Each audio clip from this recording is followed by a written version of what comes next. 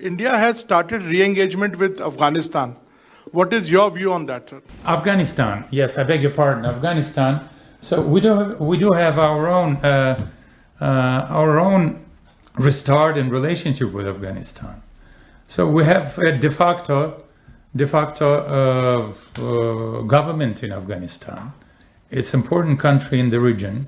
Sir, India is facing highest tariff from US, primarily because of buying Russian oil. And India has taken a position on this.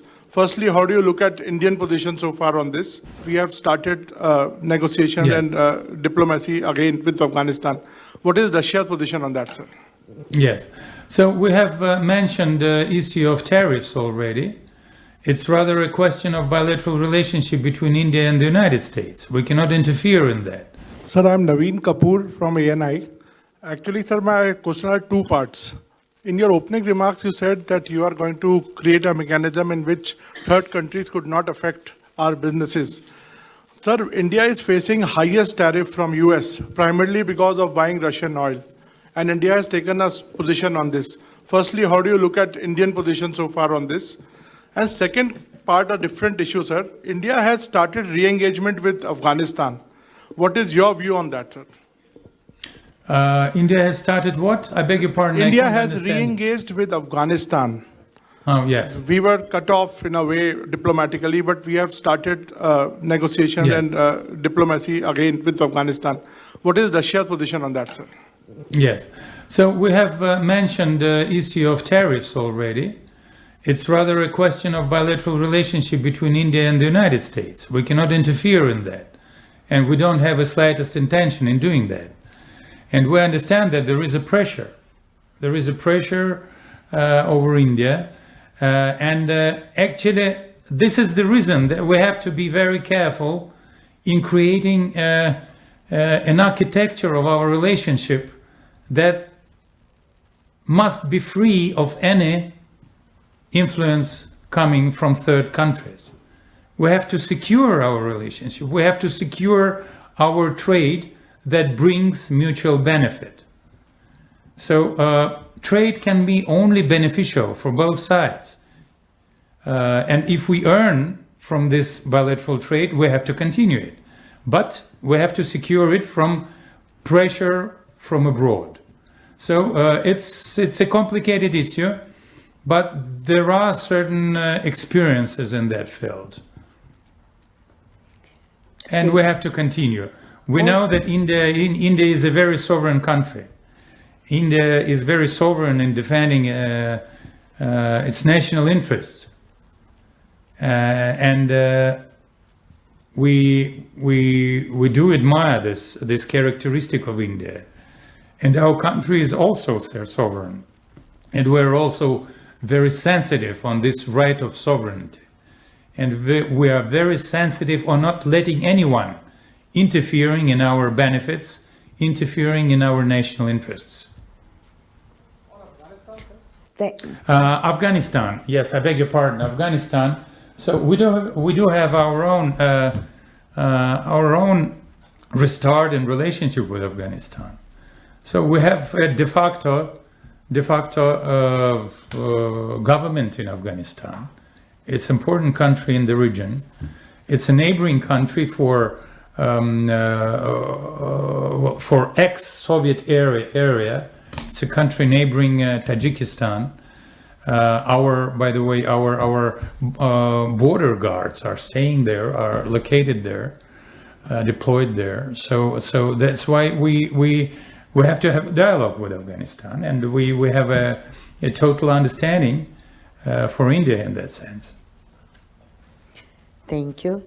Friends, Ranjuna Sharma, head of News Russia Today. I think we can congratulate you, Ranjuna. You are opening your operations on December 5? That's correct. Thank you, Olga. Synonymous to Mr. Putin's visit. So your question, please. Mr. Peskov, I'm Ranjun Sharma, head of News RT India. There's a lot of anticipation when it comes to Mr. Putin's visit to India, and India really needs some S-400s. Could we see Mr. Putin bring in some of that? Will that be synonymous to his visit? This issue is highly on the agenda, and I have no doubt it will be discussed during the visit. President Putin is coming with a very wide delegation. We will have certain members of delegation that will be able to discuss this issue in details. I have no doubt it will be mentioned also on the highest level. The only thing I will say that our military industry is working pretty well. And during last 4 years, we have managed to enlarge the volumes of production the way that we can not only satisfy the needs of our military forces during their military operation in Ukraine, but we also can allow continuation of export operations.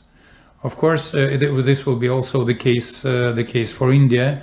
We're interested in continuation of cooperation in this very sensitive field, and hopefully we'll continue to do that.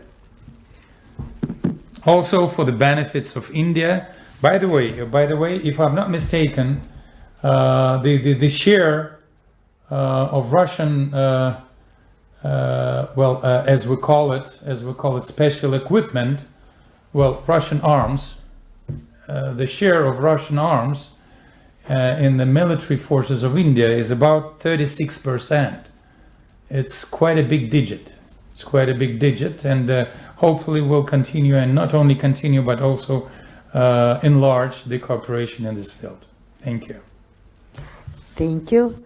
And Manish Jha, editor, TV9. Yes, am I correct? Yes. One more time, repeat your designation and name, please. Thank you, Olga. Привет, Mr. Peskov. This is Manish Jha. I'm the executive editor of TV9 News Network. I have two Hello. small questions. The first is related to Su-57. There are a lot of discussion about the Su-57 fighter jet. I would like to know that whether Russia has given I beg your pardon. I could hardly understand. Sukhoi 57. Sukhoi 57. Yes. So I would like to know that whether Russia has given any kind of offer to India regarding Su-57, because Trump wants from India that India should purchase F-35. India already purchased Rafale, and then we have already lots of Sukhoi version. So I would like to know about Su-57. And another question is that in India, we have a concern about the statement made by the NATO military chief that NATO is considering for preemptive strike. How do you see that? Because it seems like that the Europe is eagerly wants to start a fight. So, Su-57s, best plane in the world. Yes, it's not over-exaggeration. It's the best plane in the world. And the issue of Su-57s certainly will be on the agenda during the coming visit. So let's not speak about the details. There are lots of competitors in the world, and some of the competitors are not, let's say, sticking their business to international law. So sometimes they can do bad things in order to make unjust competition. But we're standing for just competition, and in just competition, someone can hardly compete with us in this field. So NATO and Europe and their eagerness of doing war. Yes, unfortunately, we're facing that. Europe is speaking only about war, and even now, when Trump administration is spending tremendous efforts in order to pave a way for peaceful negotiations, and when Russia is continuing to be open for peace negotiations, European countries are speaking about war. European countries are speaking about doing war till the last Ukrainian. They are trying to find a way to ensure financing of Ukraine to continue the battle. they are discussing a possibility of stealing Russian assets that are blocked in Europe. It's more than $200 billion. It is illegal block, but now they want to steal this money and use this money for supplying the war machine of Kiev regime. There are some sober heads in Europe, like Belgians. They say that you have to guarantee us that when Russians go to court, to international court, and when they demand this money back, we'll be paying off it together. So there are some clever guys there, but the rest of the people in Europe, they're trying to just to steal our money. So unfortunately, they are eager to continue confrontation. They say that they are afraid of Russia.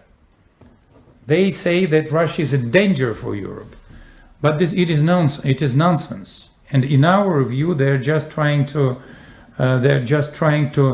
shift the attention of their taxpayers and to shift the attention of their electorate from domestic problems to so-called threat coming from Russia. During the history, it happened a number of times, but this is not true. This is not true. Russia is standing for peace. Russia is looking for peace, but Russia wants its concerns to be taken into account.